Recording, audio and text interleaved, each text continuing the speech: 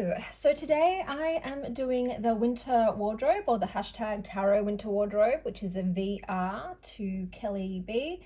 And we're going to start with the first prompt, which is what are your base layers thermals, or which deck is foundational for you?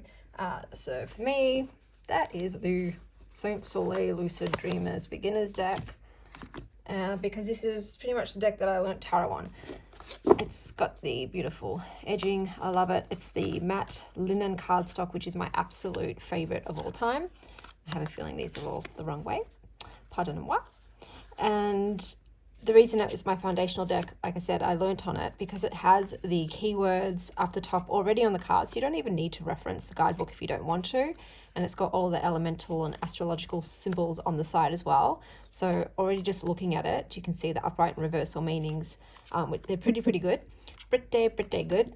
The guidebook itself is fantastic. Obviously, it really gets into the basics of tarot and all of the definitions and meanings and numerological associations. Like everything in there is great. And it, in terms of the cards themselves, it sets it up for answers to love, career, and money, I think. So if you're looking at the card in terms of those aspects, it shows you which keywords would apply to those specifically. But this was such an excellent tool for me to use tarot, and that's why it is my foundational / base layer thermal choice. The next question is, what is your ugly Christmas sweater, i.e. a novelty deck that brings you joy? So I was trying to think, like, what is a novelty deck? Not like, well, cats. A deck all about cats. I edged mine in bright purple is a novelty deck for me. So this is the Witch Cats Oracle, and you've got the image on the front of the cats, and then on the back you've got the meaning. So you'll have like the keyword up the top, and then you've got the name of the cat and sort of a little very whimsical message. It's sort of like almost a story the way it's written. And this is a novelty deck, yeah, because it's cats. It's very pretty. It's witch cats. I love this sort of astrological, cosmic, magical element to it. And yeah, it's not, I don't really use it for divinatory purposes. I use it more for just a bit of joy in my day, like a nice little message. Sort of affirmational, but not really. But I just love these cats. I think they're gorgeous. I love the artwork in this deck. I bought this literally based solely on the artwork. I didn't even care about the text. I just really liked the imagery, and I just thought it's like a little bit of art in my day. And yeah, my daughters absolutely love it as well. It's just cute, and yeah, that's why I chose it. It's definitely not ugly Christmas sweater, but it's definitely my sort of novelty deck. Next up we have, what is your winter coat, which is what is your most used deck. Now I did not crochet a bag for this because it's so small. I just used a little bag that I got with some gems. So this is the Sovereign deck, and it is teeny tiny, and it's my most used deck because it sits on my desk and I use it every day. So how I use it is I might take the keyword and have that as like the meaning of my day or the direction, or if I vibe with one of the sentences, that's what I'll use to sort of determine how I go about my day. So I'm like, okay, like, what's the message for today? What's the perspective that I should take on today, the lens that I should view today in? And I love doing it because there's so many cards. There are so many words. They're so slippery because they're sort of almost gloss, but not.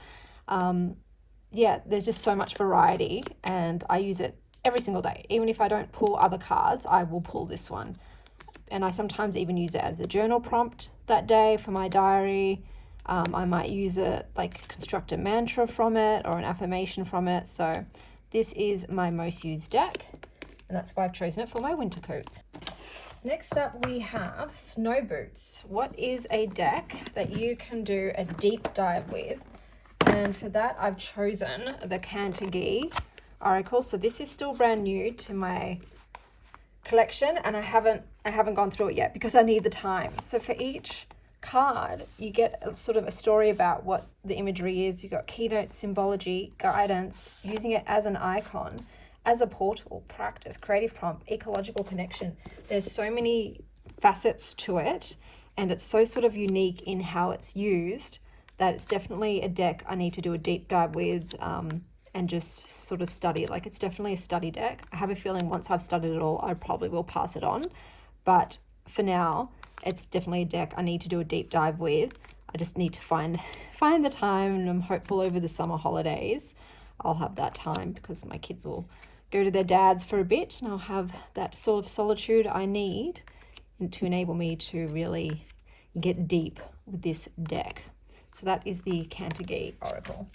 Next up, we have your Scarf or your Hug deck. And for me, that is I always forget what it's called, the exact name.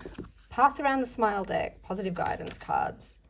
So this is the only sort of affirmation deck I have. And that's because it not only has like sort of the affirmation or the positive message on the front of the card, but there's also a more divinatory meaning in the guidebook, which I really appreciate. I also really like the artwork. It's very cheerful, it's sweet. The messages in this one perk up my day. It's all positive, love and light. And yeah, it is definitely a hug deck. It's the deck I want to go to, and I just want to get a good message for the day and to uplift my vibration, and yeah, put a positive spin on the morning or evening or whenever I choose to go to it. It's basically like chicken soup for the soul. I don't know if you read those books as a kid, but yeah, that's what I would call this deck for my choice for hug deck. Okay, next up we've got Hat, something that twists your noggin. So for me, I've chosen the Death Duel Oracle. I'll put all the prompts down below because they're more substantial than I've narrowed it down to. So those are the backs, and that's what they look like. This is the guidebook. So the guidebook is very scant. You've got sometimes, like I said, 3 sentences for a card, but there are some rituals and practices at the back, but not every card has those either. So sometimes a card might only have 3 sentences and no corresponding ritual. So for that reason, that's why it does twist my noggin, because I'm not sure how I'm going to use it. I think it does require quite a bit of intuitive practice. So it's something that I need to work with a bit more to try and see how it would fit into my practice. A lot of my decks I use for divinatory purposes, whereas this one I just don't feel like that's what it's for. And I could say, well, it's just for the ritual or practices, but not all the cards have rituals or practices assigned to it. I got this based on the photography. I just really vibe with the photography. I love it. And the idea of it was quite different. It is called Death Doula, but I don't really feel like it functions as a death doula.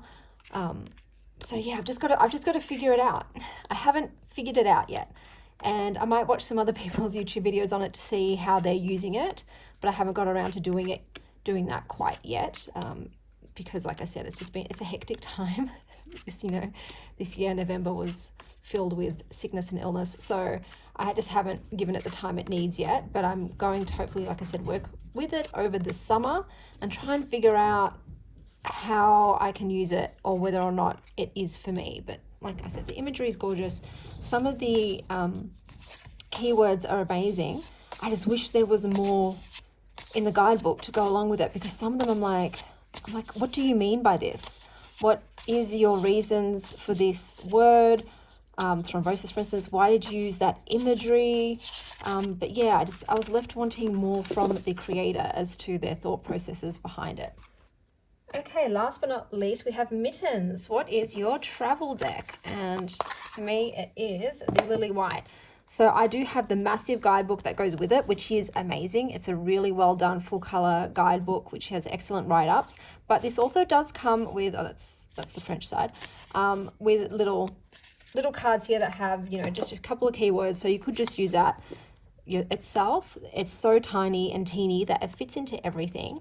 But I love the colors and the artwork in this. I think it's gorgeous. It's really good cardstock.